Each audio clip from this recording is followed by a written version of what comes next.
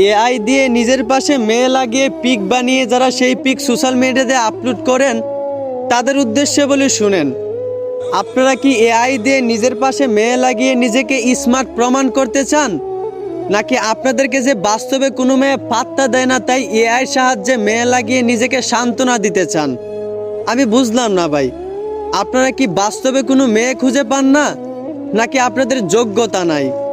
একটা কথা মনে রাখিয়েন, এআই দিয়ে নিজের পাশে মেয়ে লাগিয়ে সেই পিক সোশ্যাল মিডিয়াতে আপলোড করা এটা কোনো ভদ্র ছেলের কাজ হতে পারে না, হোক সেটা রিয়েল অথবা এআই।